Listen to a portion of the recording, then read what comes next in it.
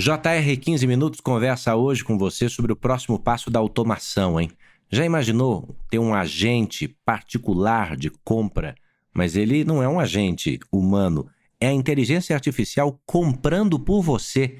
Essas tecnologias já não são apenas coisas de filme, elas executam tarefas repetitivas, analisam dados complexos, fazem aquilo que você faz ao longo de horas para fazer a melhor compra, sabe?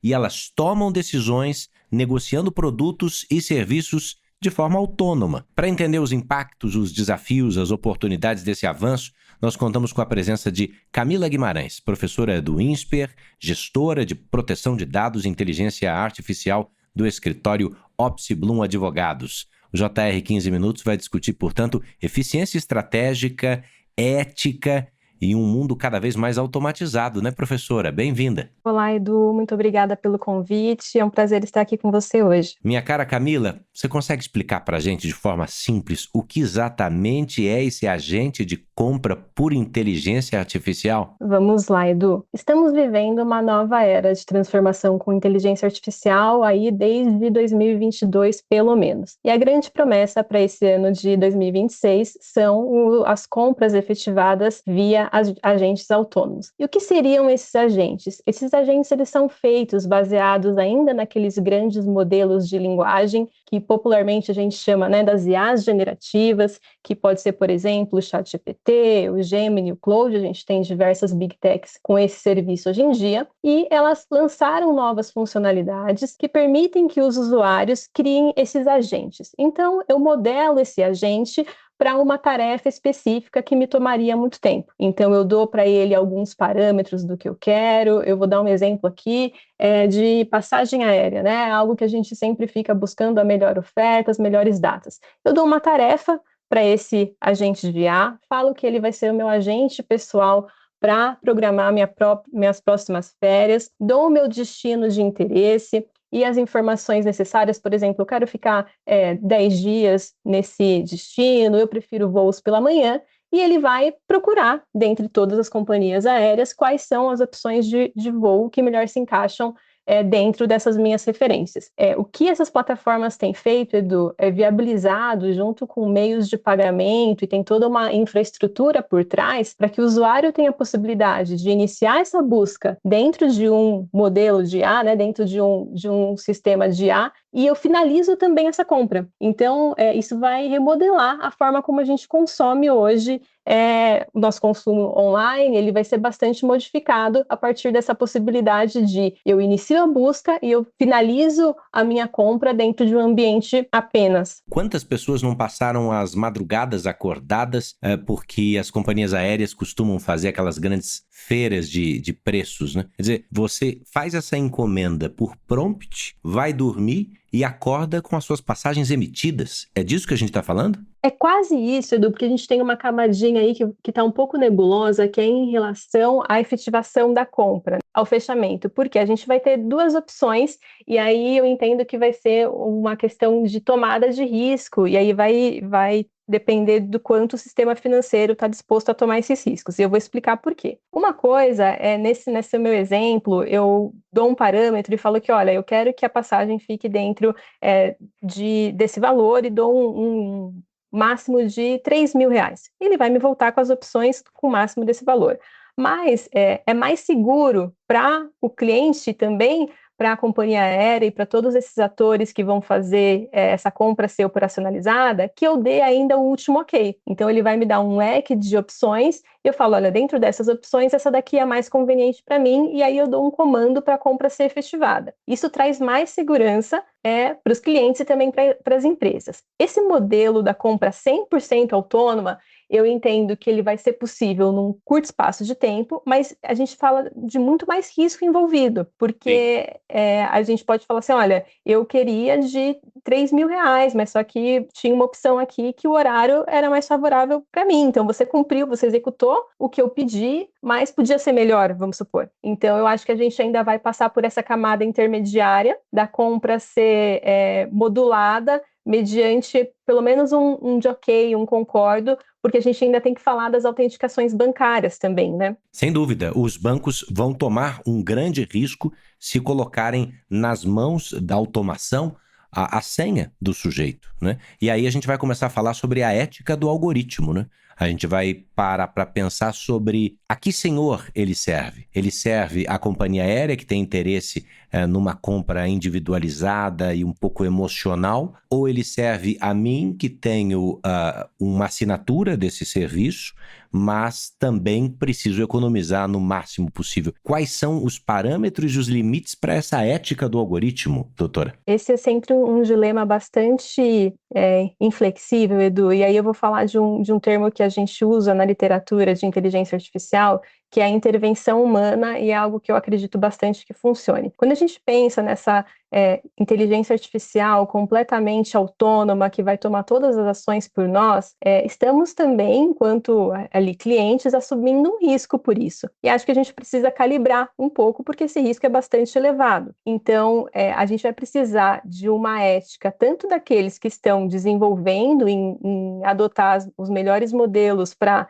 prevenir fraudes, porque a gente tem ainda outros problemas, né, Edu? A gente lida, por exemplo, com anúncios falsos. Então, esse meu agente de IA, ele vai ter que ter a capacidade de diferenciar o que é um anúncio falso, um phishing, de repente, do que é um site realmente de uma companhia aérea fidedigna. Então, tem algumas camadas de preocupação que os meios de pagamento, principalmente ali os cartões, eles já estão bastante avançados nesses projetos, mas eu diria que essa camada de autenticação final para o usuário olhar e falar assim, não, realmente isso aqui faz sentido com o que eu buscava, vai ser o caminho mais seguro. E aí, vou adicionar só um ponto, Edu, que essa compra dentro de uma IA gerativa, né, que a gente está falando que é um modelo conversacional, ou seja, trocando mensagem, eu consigo chegar a essa finalização, ela também pode ser via WhatsApp, tá? E como o Brasil é um grande usuário de WhatsApp, a gente já tem empresas no Brasil que você consegue fazer a compra todinha no WhatsApp. E antes aqui de conversar com você, eu fiz um teste, inclusive, para ver o quão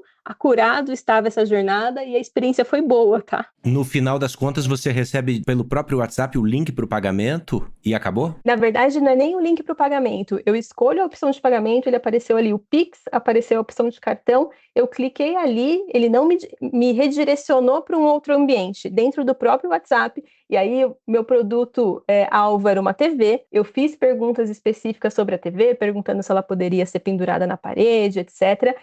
Testei também tanto mensagem escrita quanto mensagem de voz, funcionou super bem. Eu só tive que sair do aplicativo um momento porque a loja falou assim para mim, Camila, você tem diferentes endereços cadastrados na sua conta. E esse é também um avanço do agente, Edu, porque o agente vai ter a capacidade de ir conhecendo cada vez mais o nosso perfil. Talvez na terceira compra que eu peça para ele me ajudar em passagens aéreas, ele já tenha todo o meu script lá. Ele vai falar, Camila, você prefere voos noturnos? Normalmente o seu budget é esse. Ele vai coletando cada vez mais dados ao meu respeito. Com isso, eu tenho uma conveniência maior, porque ele consegue personalizar mais essas ofertas, mas cada vez mais ele sabe sobre mim. Ou seja, você já abriu mão da privacidade faz muito tempo, quando começou a conversar com uma IA. Mas, quando você entregar também os seus dados bancários, e esse é um futuro que a professora Camila está nos dizendo, é breve, é para pouco tempo, não para agora ainda, por entraves e por vivermos um mundo em que a cada nova porta tecnológica abre-se uma janela para fraude. E é aí que a gente precisa falar sobre uma dinâmica competitiva também, né? Quando estes problemas que nós já conhecemos forem domados, que realidade nós teremos hoje? Quantos empregos não podem ser substituídos pela IA também? Sem dúvida. A gente está pensando nada mais do que essa compra que eu simulei via WhatsApp, ela substitui claramente um vendedor, alguém que me auxiliaria falando, olha, eu quero tais opções, né, naquele modelo mais tradicional. Então, a gente está vendo uma transformação na própria forma de consumo. Então, tanto na remodelação dos empregos, Edu, mas a própria remodelação do que a gente tem hoje de marketing digital. Porque hoje a gente faz as buscas, né, o nosso... há alguns anos, desde a década de 90, que a gente usa massivamente o Google para fazer as nossas buscas. E ali ele tem aquele sistema de anúncio patrocinado, onde quem pagou vai pegar os primeiros lugares. A gente está indo para uma jornada de sair desse padrão do navegador para fazer todas essas buscas dentro de uma IA e fechar a compra lá mesmo. Isso vai mudar uma economia, porque ali a gente tem anunciantes que pagavam anúncios, porque se eu quero ser o primeiro resultado, eu vou pagar mais. Então, assim, é todo um ecossistema que passa a ser modificado por esses novos hábitos. Mas a senhora acredita que a gente vai poder confiar na neutralidade da IA? Ou quem hoje anuncia no Google para ser o primeiro na busca também vai ser o primeiro por ter pago nas opções do nosso agente de compras? Olha, especificamente sobre quais são as sugestões que a IA fará, a OpenAI especificamente, Edu, quando ela divulgou o lançamento dessa possibilidade de compras dentro da plataforma, que está disponível nesse momento só nos Estados Unidos, né, ainda não chegou aqui no Brasil, ela fala que ela não vai dar essa opção dos anunciantes pagarem para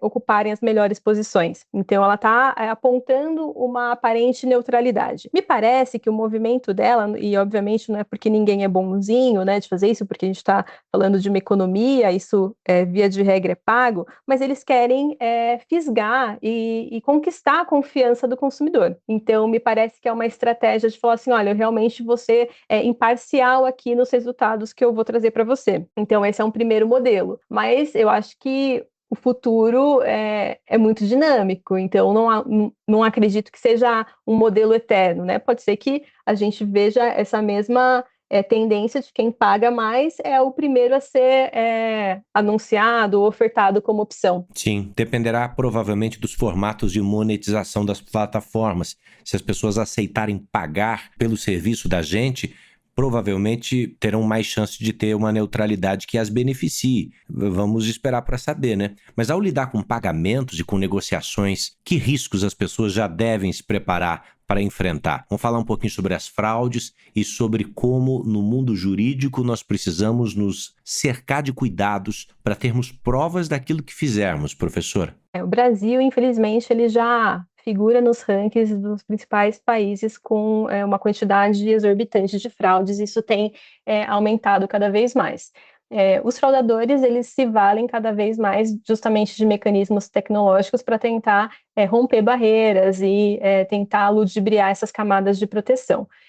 Quando eu falei lá atrás que a gente precisaria dessa ética tanto de quem domina essas plataformas, eu também quero colocar um ponto, Edu, que acho que é bastante relevante, que é de um letramento em IA, uma educação em IA, para a gente saber, a gente, enquanto sociedade, com o que a gente está lidando para entrar nesse ponto que você trouxe do risco.